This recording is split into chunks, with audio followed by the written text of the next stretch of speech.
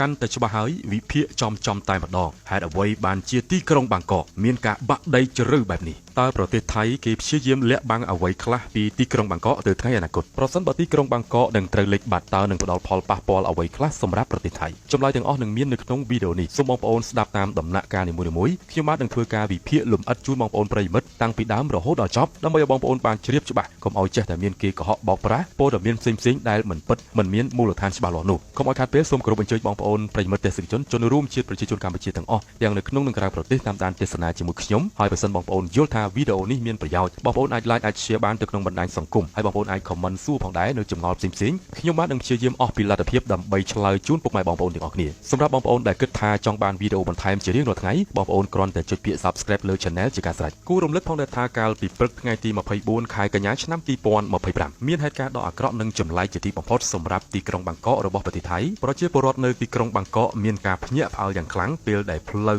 30សេនខណ្ឌទុសិតមុខមន្ទីរពេទ្យវ៉ាជីរ៉ាបានបាក់រលំស្រុតចុះទៅក្រោមដែលមានជម្រៅដ៏ជ្រៅប្រមាណជា50ម៉ែត្រព្រមទាំងទំហំប្រហែលជា30ម៉ែត្របួនជ្រុងនិងបន្តការបាក់រីកធំឡើងជាបន្តបន្ទាប់ដែលជាក្តីព្រួយបារម្ភដ៏សំខាន់បំផុតសម្រាប់ទីក្រុងបាងកកទៅថ្ងៃអនាគតបងប្អូនប្រិយមិត្តទេសនិកជនដោយសារតែមានហេតុការណ៍នេះហើយទើបបណ្ដាលឲ្យមានមតិភាគច្រើនឆ្ងល់អំពីមូលហេតុថាតើហេតុអ្វីបានជាប្រទេសថៃតែងតែកាត់ឡើងនូវគ្រោះធម្មជាតិនានាដែលមិនចេះចប់មិនចេះហើយអស់ពីមួយចូលមួយអស់ពីស្ថានភាពទឹកជំនន់ខ្យល់ព្យុះឥឡូវនេះបែរជាមានរឿងរ៉ាវនៅសុកស្រាប់តែដីនៅលើថ្នល់ក្នុងកណ្ដាលក្រុងតែម្ដងបាក់ស្រុតចុះទៅក្រោមជម្រៅដ៏ជ្រៅដែលពីមុនមកមិនធ្លាប់ជួបទេបងប្អូនកន្លងមកគឺទីក្រុងបាងកកឬក៏ប្រទេសថៃទាំងមូលតែម្ដងគឺគេព្យាយាមលាក់បាំងស្ដីអំពីមូលហេតុដែលនាំឲ្យមានការបាក់ដីនៅក្នុងទីក្រុងបាងកកនេះទាំងទឹកជំនន់ក៏ដូចគ្នាក៏គេលាក់បាំងដែរការកើនឡើងនៃនីវ៉ូទឹកនៅក្នុងទីក្រុងបាងកកពីមួយឆ្នាំទៅមួយឆ្នាំពី1សង់ទីម៉ែត្រទៅ2សង់ទីម៉ែត្រក៏គេព្យាយាមលាក់បាំងដែរគេលាក់បាំងនេះបងប្អូនដើម្បីមានគោលបំណងចង់រក្សាស្ថិរភាពនៅក្នុងសង្គមរបស់គេជាពិសេសគឺពាក់ព័ន្ធជាមួយនឹងប្រយោជន៍វិស័យសេដ្ឋកិច្ចនិងវិស័យទេសចររបស់ថៃដែលរឿងនេះគឺជាចំណុចសំខាន់បំផុតហើយនៃបេះដូងសេដ្ឋកិច្ចរបស់ប្រទេសថៃនៅខាងចុងវីដេអូខ្ញុំបាននឹងជម្រាបជូនបងប្អូនអំពីផលប៉ះពាល់របស់ប្រទេសថៃប្រសិនបើទីក្រុងបាងកកលិចចូលទៅក្នុងទឹកនាថ្ងៃខាងមុខប៉ុន្តែឥឡូវនេះខ្ញុំចង់បកស្រាយបងប្អូនពាក់ព័ន្ធជាមួយនឹងមូលហេតុមួយចំនួនសិនដោយសារតែបងប្អូនជាច្រើនអ្នកណាកំពុងតែឆ្ងល់ហើយមិនអាចទទួលយកបាននៅមូលហេតុដែលអាជ្ញាធររបស់បាងកកនឹងគេនិយាយទេគេថាដោយសារមានទយោទឹកមានអីអញ្ចឹងណាធ្វើឲ្យដីច្រោះធ្លាក់ចូលទៅអាហ្នឹងគឺជារឿងមួយប៉ុន្តែវាជាចំណុចតូចមួយទេខ្ញុំក៏បាននិយាយពីព្រឹកមិញដែរប៉ុន្តែនៅក្នុងវីដេអូនេះខ្ញុំសូមអាប់ដេតឲ្យច្បាស់លាស់ជាងមុនដែលយើងចាប់រាប់ពីចំណុចតូចរហូតដល់ចំណុចធំដែលត្រូវតែយកមកលាតត្រដាងចំណុចទី1គឺវាអាចពាក់ព័ន្ធជាមួយសំណង់ចាស់និងបណ្ដាញផ្លូវទឹកខាងក្រោមដីហ្នឹងគឺវាលិចធ្លាយអាហ្នឹងគឺជារឿងពិតអ្នកវិទ្យាសាស្ត្រក៏គេនិយាយអញ្ចឹងដែរបងប្អូនគេគ្រាន់តែថារឿងនេះវាគឺជាចំណុចតូចមួយរួមផ្សំបញ្ចូលគ្នាតែប៉ុណ្ណោះប៉ុន្តែក៏អាចចាត់ទុកថាជាមូលហេតុដែលបណ្ដាលឲ្យមានការបាក់ស្រុតចូលទៅក្នុងដីផងដែរប៉ុន្តែប្រសិនបើផ្ទៃដីនោះជាប្រភេទដីធម្មតាក៏វាអាចបាក់ទៅដល់ថ្នាក់នឹងដែរអញ្ចឹងនៅមានចំណុចបន្តទៀតទី2គឺពាក់ព័ន្ធជាមួយនឹងការបូមទឹកក្រោមដីកាលណាយើងប្រើ ground water extraction ច្រើនពេក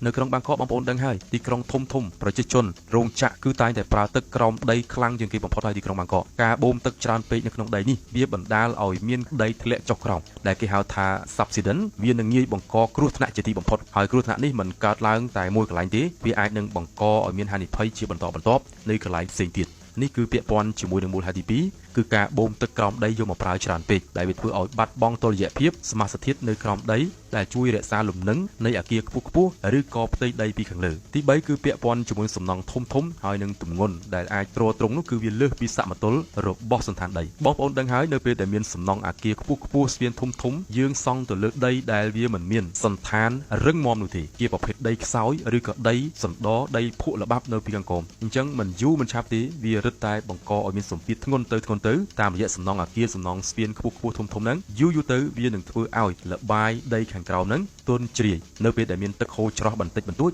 នឹងធ្វើឲ្យកម្លាំងនោះរុញច្រានទាញដីនោះចូលទៅក្នុងកាន់តែខ្លាំងបណ្ដាលឲ្យមានគ្រោះថ្នាក់ដូចនៅក្នុងប្រទេសថៃនេះជាឧទាហរណ៍ជាក់ស្ដែងហើយទី4គឺប្រភេទដីតែម្ដងនេះគឺជាចំណុចដ៏សំខាន់ប្រភេទដីនៅក្នុងទីក្រុងបាងកកស្ទើរតែគ្រប់កន្លែងទាំងអស់គឺជាប្រភេទសារធាតុរាវដែលហៅថា soil chemical factor នៅក្នុងតំបន់ដែលមានដីទន់ជ្រាយរាវវាមានសារធាតុផ្សេងដូចជា gypsum limestone និង halite ប្រភេទដីឥដ្ឋទាំងនេះគឺវាអាចទន់ជ្រាយលឿនមែនទែនឲ្យតែប៉ះទឹកបន្តិចវានឹងរលាយហើយបង្កើតទៅជាលំហូរធម្មជាតិតាមច្រករន្ធទឹកនានាដែលកើតឡើងពីធម្មជាតិនៅក្នុងទីក្រុងបាងកកនេះវាមិនសូវមានប្រភេទដីថ្មទេដូច្នេះវាអត់មានលំនឹងគ្រឹះខាងក្រោមទេមិនយូរមិនឆាប់ទេបងប្អូនស្ទើរតែគ្រប់ តំបន់ទាំងអស់នៅក្នុងទីក្រុងបាងកកនឹងអាចជួបបញ្ហាបែបនេះជាពិសេសគឺតំបន់នានាដែលនៅជិតទន្លេចៅប្រយ៉ានេះតតែម្ដងហើយនៅក្នុងនោះក៏មានព្រះបរមរាជវាំងមានវត្តមានប្រាសាទនានាក៏ជិតតំបន់មាត់ទន្លេនេះផងដែរដូច្នេះនេះគឺជាព្រឹត្តិការណ៍មួយនៅក្នុងចំណោមព្រឹត្តិការណ៍ជាបន្តទៀតដែលអាចកើតឡើងនៅក្នុងទីក្រុងបាងកកនាថ្ងៃខាងមុខទី5គឺការប្រែប្រួលអាកាសធាតុនិងភ្លៀងធ្លាក់កម្រិតខ្ពស់ជាការពិតបងប្អូនឃើញទេប៉ុន្មានថ្ងៃនេះប៉ុន្មានខែនេះស្ថានភាពប្រែប្រួលអាកាសធាតុនៅទីក្រុងបាងកកនៅក្នុងប្រទេសថៃទាំងមូលមិនថាទីក្រុងបាងកកទេគឺមានការប្រែប្រួលខ្លាំងមែនទែនកម្រិតទឹកភ្លៀងក៏ខ្ពស់ជាងមុនភ្លៀងស្ទើរតែគ្រប់ទីកន្លែងហើយភ្លៀងផងព្យុះផងទឹកជំនន់ផ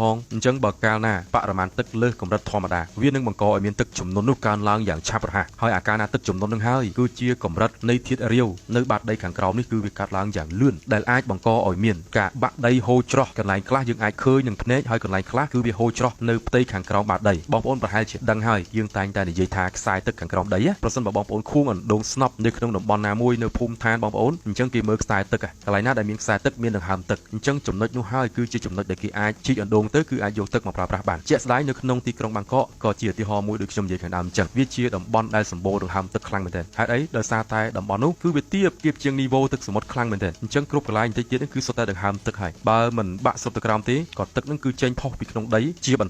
រហូតធ្វើឲ្យមានការបាក់ដីហូរច្រោះបន្តិចម្ដងមិនចេះចប់មិនចេះហើយទេដែលនេះគឺជាវិនាសកម្មដ៏ធំបំផុតសម្រាប់អនាគតរបស់ទីក្រុងបាងកករបស់ប្រទេសថៃ6វិបត្តិធម្មជាតិផ្សេងទៀតក្រៅពីការប្រែប្រួលអាកាសធាតុមានភ្លៀងធ្លាក់ខ្លាំងប្រភេទដីខាងក្រោមគឺដីស្អុយសំណង់អគារធំការដាច់ទយោហូរទឹកនៅក្រោមដីសំណង់ចាស់វានៅមានពាក់ព័ន្ធជាមួយនឹងកត្តាធម្មជាតិជាច្រើនទៀតបងប្អូនដឹងហើយកាលពីថ្ងៃទី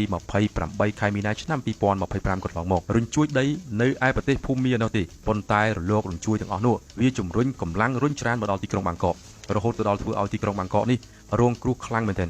រលករញ្ជួយមានកម្រិតរហូតទៅដល់ 7.7 Richter នេះហើយបងប្អូនគឺជាចំណុចដែលយើងត្រូវតែដឹងមិនមែនជាការលេងសើចទេហើយមិនមែនជាការនឹកឃើញនិយាយប្រាប់ទេវាគឺជារឿងពិតយើងឃើញជាក់ស្ដែងយើងឃើញអំពីលទ្ធផលវាពិតណាស់ថាតំបន់ទីក្រុងបាងកកនេះគឺជាប្រភេទដីដែលរលួយពីខាងក្រោមហើយកាលណាបើមានរញ្ជួយស៊ីស្មូតិចបន្តិចនោះនឹងមានប្រតិកម្មភ្លាមតែម្ដងហើយប្រជាជនគេចេះតែគិតថាហេតុភេទចម្លែកណាមួយបងប្អូនទីក្រុងណាមួយទៀតនៅភាគខាងជើងនិងភាគខាងត្បូងរបស់ប្រទេសថៃគឺតែងតែមានរលករញ្ជួយដីតិចជាប្រចាំរហូតលកឹកណាតំបន់នោះនៅតែមានរលករញ្ជួយដីតូចជាប្រចាំទីក្រុងបាងកកដូចគេអង្រួនអញ្ចឹងបងប្អូនអង្រួនយូរទៅផ្ទៃខាងក្រោមរាវទន់ជ្រាយមិនយូរមិនឆាប់ទេបាក់ស្រុតអស់លេងតែម្ដងនេះគឺជាកត្តាវិទ្យាសាស្ត្រដែលយើងមិនអាចប្រកែកបានណាមួយទៀតវាពាក់ព័ន្ធជាមួយនឹងកម្រិតទឹកភ្លៀងខ្លាំងមានទឹកជំនន់ហូរច្រោះមិនយូរមិនឆាប់ទេនេះគឺជាសម្ដីដែលអ្នកវិទ្យាសាស្ត្រធ្លាប់និយាយថាថ្ងៃអនាគតមិនយូរទេប្រហែលជាឆ្នាំ2050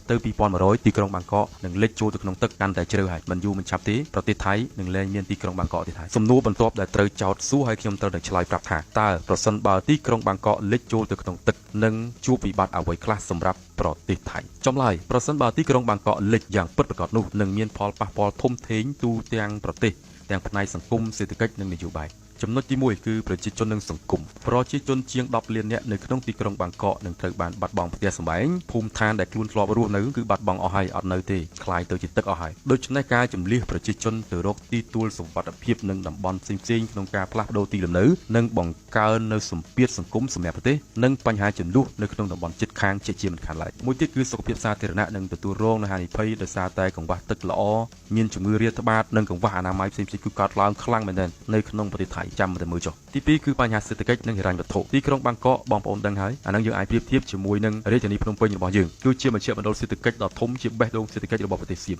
ការលិចនឹងធ្វើឲ្យអគារការិយាល័យធំធនាគារផ្សារទំនើបរោងចក្រនឹងត្រូវបានបិទខ្ទេចខ្ទីអស់រកមួយគ្មានទេដំណាក់កាលនេះគឺរលាយអស់ហើយដូច្នេះអត្រាខាតបង់សេដ្ឋកិច្ចអាចឈានរហូតទៅដល់ពាន់លានដុល្លារបងប្អូនស្ដាប់មិនច្រឡំទេពាន់លានដុល្លារសហរដ្ឋអាមេរិកឯណោះទំនាក់ទំនងពាណិជ្ជកម្មជាមួយនឹងអន្តរជាតិដូចជាទេសចរនិងការនាំចេញនឹងទទួលរងគ្រោះនៅផលប៉ះពាល់យ៉ាងធ្ងន់ធ្ងរដែលប្រទេសថៃមិនធ្លាប់ជួបពីមុនមកចាំតែមើលចុះទី3គឺហេដ្ឋារចនាសម្ព័ន្ធនិងការដឹកជញ្ជូននានាប្រព័ន្ធផ្លូវថ្នល់ដូចជាការប្រើប្រាស់រថយន្តរថភ្លើងលើដីក្រោមដីបណ្ដាញលូប្រព័ន្ធអគ្គិសនីខូចខ្ទេចខ្ទីអស់សួរថាប្រសិនបើប្រព័ន្ធហេដ្ឋារចនាសម្ព័ន្ធបែបនេះវាខូចបែបនេះតើប្រទេសថៃរងគ្រោះបែបណា ខាតបង់ប៉ុណ្ណានេះគ្រាន់តែនិយាយពីចំណុចមួយយើងអត់និយាយអីផ្សេងៗទៀតទេពលានយន្តហោះសុវណ្ណភូមិដែលនៅសប្តាហ៍នេះដែលស្ថិតនៅជិតសមុទ្របំផុតហ្នឹងអាចប្រឈមជាមួយនឹងការលិចផងដែរទី4គឺបរិស្ថាននិងធនធានធម្មជាតិទឹកលិចអាចនាំឲ្យដីកសិកម្មជុំវិញរងការខូចខាតខ្ទេចខ្ទីអស់ហើយប្រជាជនគឺកង្វះស្បៀងអាហារនិងកង្វះចំណូលប្រចាំឆ្នាំនេះរឹតតែបង្កនៅភាពអត់ឃ្លានបន្ថែមទៀតចំពោះប្រជាជននៅក្នុងតំបន់នោះប្រព័ន្ធអេកូឡូស៊ីនៅក្នុងតំបន់ទីក្រុងបាងកកជាពិសេសគឺសត្វនឹងតែម្ដងគឺពិបាកនៅក្នុងការរស់នៅមិនថាតែសត្វចិញ្ចឹមឬក៏ប្រភេទសត្វផ្សេងៗការចិញ្ចឹមសត្វផ្សេងៗក៏លែងដំណើរការទៅមុខដែរអានេះចំណុចតូចទេប៉ុន្តែខ្ញុំគ្រាន់តែចង់បញ្ជាក់ជូនថាពាក់ព័ន្ធជាមួយបរិស្ថាននិងធម្មជាតិគឺវាបែបហ្នឹងឯង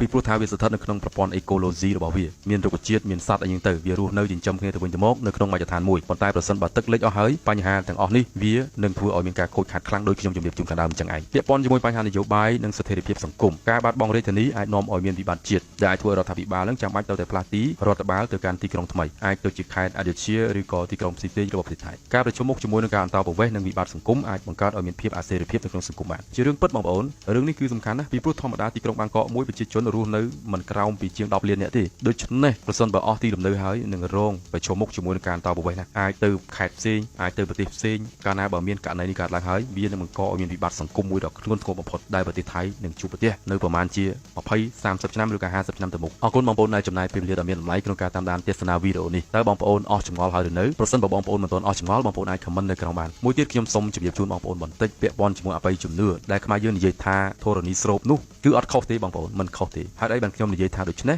ដោយសារតែប្រទេសថៃនេះគឺតែងតែធ្វើទង្វើឈ្លានពានមកលើទឹកដីកម្ពុជាខ្លាំងពេកគ្រប់ចំណុចគ្រប់រូបភាពមើលទៅអាក្រក់មើលណាបងប្អូនជិះជាន់ឈ្លានពានថ្មេះតេះដៀលទន្ទឹមទៅនឹងប្រទេសកម្ពុជានេះចិញ្ចឹមអ្នកឯងជារៀងរាល់ឆ្នាំអ្នកឯងយកទំនិញរបស់អ្នកឯងយកមកលក់ឲ្យប្រជាជនកម្ពុជានេះចំណេញប្រាក់រាប់ពាន់លានដុល្លារនៅក្នុងមួយឆ្នាំប៉ុន្តែផ្ទុយទៅវិញអ្នកឯងនៅតែចង់បានទឹកដីកម្ពុជាអ្នកឯងនៅតែចង់បំពានប្រជាជនកម្ពុជាមិនចេះចប់មិនចេះហើយមើលងាយមើលថោកគ្រប់បែបយ៉ាងទាំងអស់ដូច្នេះល្មមហើយកម្ពុជានឹងអាចឆ្លើយតាមរយៈព្រះធរណីស្រូបនឹងហើយស្រូបដំបូងនេះគឺស្រូបក្បាលម៉ាស៊ីនរបស់ប្រទេសថៃតែម្ដងទីក្រុងបាងកកជាបេះដូងសេដ្ឋកិច្ចរបស់ប្រទេសថៃហើយនៅក្នុងនោះក៏មានទីតាំងដ៏សំខាន់របស់ប្រទេសថៃខ្ញុំអត់ចង់និយាយទេបងប្អូនគិតតែខ្លួនឯងទៅថាតើទីក្រុងធំបែបនេះមានអ្នកណាខ្លះដែលរស់នៅក្នុងទឹកដីដែលត្រូវធរណីស្រូបជាបន្តបន្ទាប់សូមអរគុណសូមជម្រាបលា